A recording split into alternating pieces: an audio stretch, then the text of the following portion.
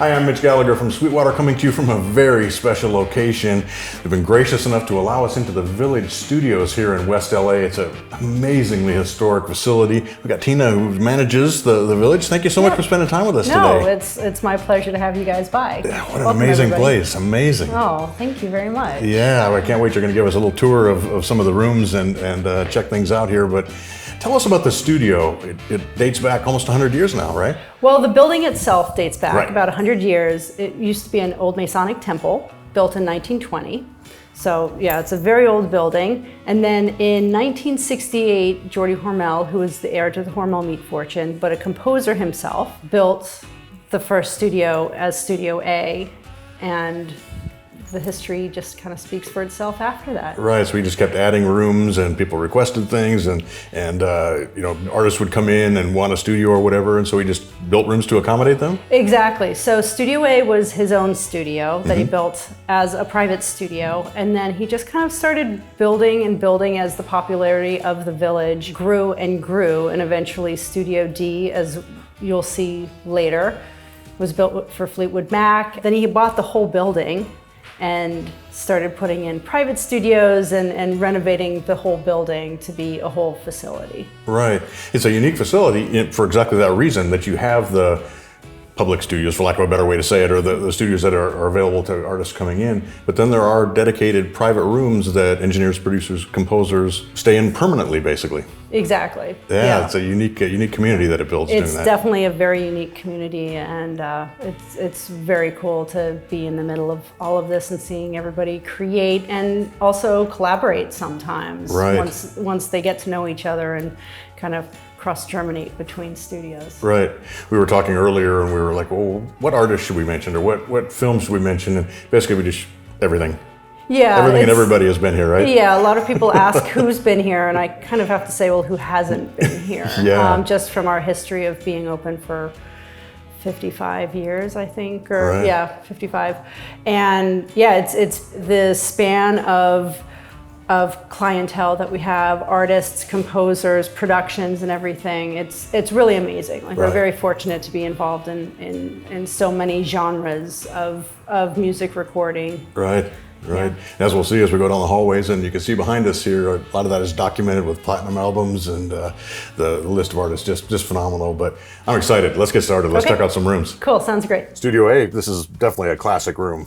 Yeah, so Studio A is the first studio that was built for the Village by Geordie Hormel. Geordie was a composer, and he was working on cues for Rin Tin Tin and Lassie, and he built this room just for himself, for his own personal use. After that, we opened it up to the public, and Steely Dan was one of the first records done in here, and it was Steely Dan Asia with all the guys, which is pretty amazing. Right. After that, we did Planet Waves by Bob Dylan. We've also done a lot of other classic records, like Angie was done in this room with the Rolling Stones. Also, Tom Petty actually formed the Heartbreakers in this room. Wow. One fateful night when Benmont Tench had actually gotten studio time from Geordie just to kind of jam out with a bunch of his buddies, and they called Tom Petty in to check out the band, and that's when he hired everybody as the Heartbreakers. Oh, what an awesome story. Yeah, it's pretty cool. Yeah, yeah. So obviously classic console in here.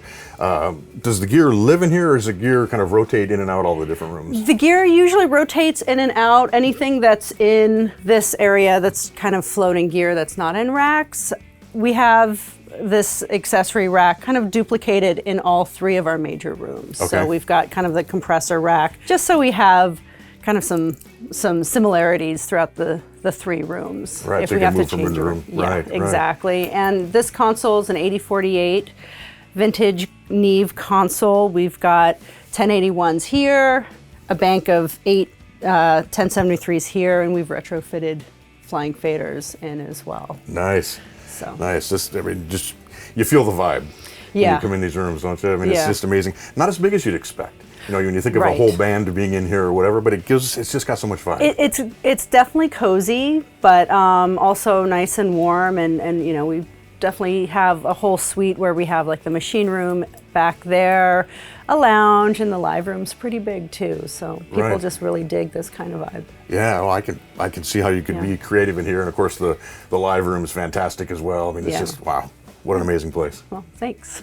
So this is Studio B here that we've done Breakfast in America, Joe's Garage, mixed all of T-Bone Burnett's stuff. We have an 88R in here with an SP panel.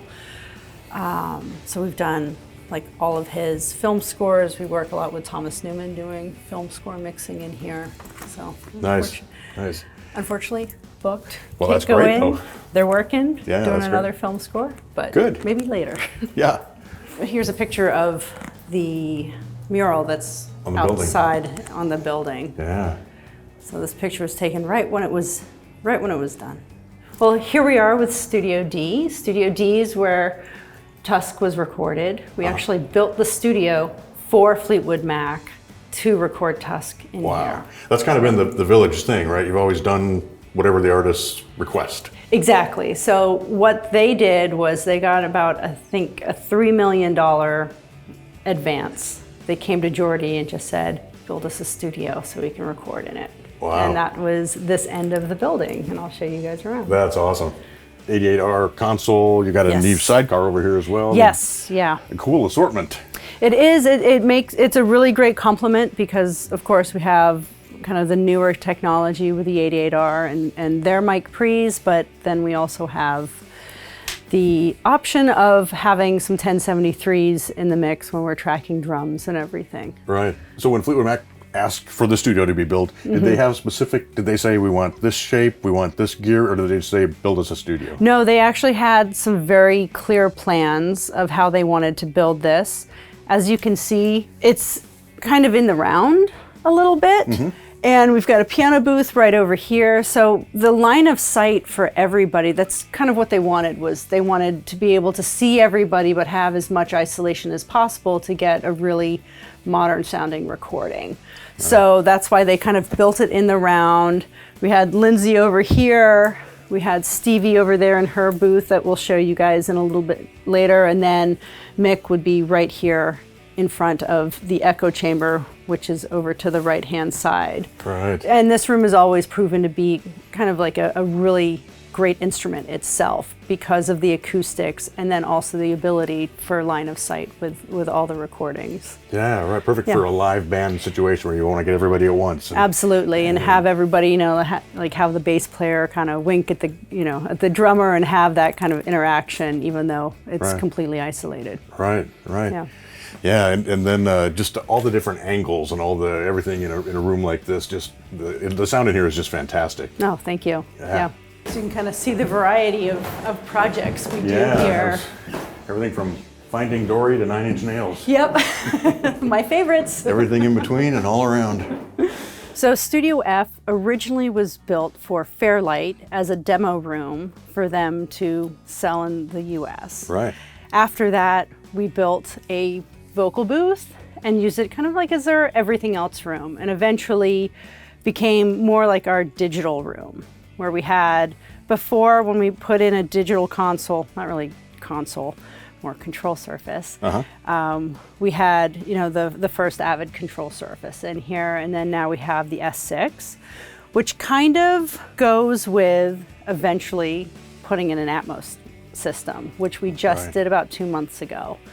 So it kind of works hand in hand and works beautifully with the new Atmos system. And we've been doing everything from voiceovers, audiobooks, gaming, you know, Atmos. We've actually been recording in Atmos live, connecting it to our big Moroccan room. And yeah, we've been just being very creative in this room. Right. Yeah, long history of technology in here. I remember reading about Jordy and his search for a keyboard that would give him all the capabilities he wanted for the music that he was producing, and the Fairlight was where he landed on. Yeah, exactly. So that's why it's called Studio F. And yeah, and it's served us well. And Jordy was always one of those people that wanted the latest thing. So all the gear that eventually is now vintage, he bought 10 of them, like 10 Pultecs. Right. 10 1176s. So that's how we became so greatly outfitted Right. in the studio, was just his love of technology. Right, right. And of course, our friends from Cali Audio, their speakers are all over this room Yeah. doing the Atmos thing, which is All very cool. over this room, which Yeah, is amazing. that's awesome. Yeah, we're very happy with it. So Studio Z, I don't think I've been in this room before. Is this a private studio? I know you have some of the rooms here that are kind of dedicated to particular people. Right. So we've got 4 main rooms, and then on top of that, we have 8 private studios of different sizes. This is actually one of our bigger ones, and this is something that we've renovated for T-Bone Burnett. Okay. So T-Bone and his team with Mike Persante and Zach Dawes actually rent out this room on a monthly basis. But we also have purchased a brand new Genesis Black Beautiful. Neve console. Isn't that beautiful? Because, you know, when you're in the age of digital, why not buy one more analog console for your studios? But this console is actually quite amazing. It integrates with Pro Tools very seamlessly and has made us very happy. And we bought this in the thought of when we have analog, when we have string sessions in the Moroccan Room, we have tie lines. Okay. So we can use this as the console for the scoring sessions when T-Bone and Mike and Zach are not using this room. Got it. Which is quite often because T-Bone actually resides in another city now. Right. So, you know, renovated this, we're able to do scoring, 5-1 mixing. We have the screens up here so we can see into the Moroccan Room. Okay. As well as, you know, another Pro Tools display as well. And Mike Persante has actually outfitted this room with all of his fantastic analog gear as well. Nice selection, yes. Very nice selection. Very nice selection. Yeah. So tell us about the Moroccan Room. We looked in there, it looked like there was a horn session about to get started. Yes, so right now that's being tied to Studio B, which we couldn't go in because There's a session going on. that session. Right. We have renovated that room. That room, when I first got here, was John Mayer's studio for half of it, and the other half was floor-to-ceiling old gear tapes. It was Wow. nicknamed the Graveyard. Okay. And then when one fateful day when we couldn't do a session in Studio D for T-Bone, he's very influential, by the way, and a very good family member of ours. Sure. So he actually asked us to do some excavational demolition to see what the room was consisted of, to see if we could actually make it into a bigger live room, so he could have another option other than Studio D. And we started taking down the drywall, the drop ceiling, and then found all that crown molding, all that wonderful woodwork Right. behind all this drywall that was behind there for years and years and years. Wow. And it turns out that when we did that, we looked into the historical significance of that room, and that was the Masons meeting hall Okay. in the original building. Right. So, Right. yeah. Well, it's a gorgeous room. Well, thank you. Yeah, and we've restored it to its original. It's original glory. Its original glory. Right. Yeah. So we're in the auditorium now. So this room actually is a complement to the Moroccan Room. Okay. So the Masons, when they first built the building in the 1920s, they used the second floor as their meeting hall for the ceremonies, and then this hall for their celebrations. They had a kitchen over here. They did movies. There's a panoramic movie screen back here behind the curtain. And so they'd use it kind of like as their celebrations Okay. and everything. Right. And then after Jordy bought the building and bought the whole building, he rented this out for the Maharishi. And the Maharishi used this as his transcendental meditation center for the US. So the okay. Beatles, we've got footage of the Beatles meditating right over there next to the Maharishi with all his flowers around him and everything.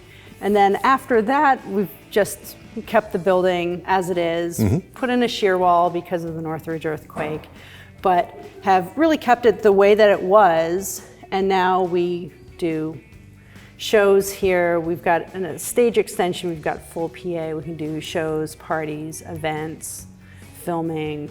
Right. And everything. Just a space that you can use for more people and for larger things. Exactly. That's awesome to have that. So it's pretty cool. Yeah, definitely. Yeah. So this is one of the private studios that you have here that engineers, producers maintain, and this one actually has a small tracking area where they can do even drums, it look like, out there. Yeah, absolutely. This is actually one of the first studios that we made into a private room. It was made available for Skunk Baxter back in the day after Steely Dan recorded down in Studio A. I'm not quite sure of the timeline, but he definitely was here. And then after that, Danny Elfman took the room over, which was amazing because of all the percussion and everything, all of his crazy instruments that were in the live room.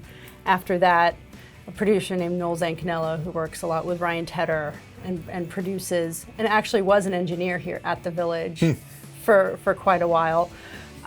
He actually has this room now and has vibed it out properly as well. Yeah, right. So yeah, it definitely has a vibe. It's very cool. Yeah. No, it's really cool to have kind of a community of engineers and producers and artists. And we've got composers like Jermaine Franco, she's downstairs. We've got Harry Gregson Williams.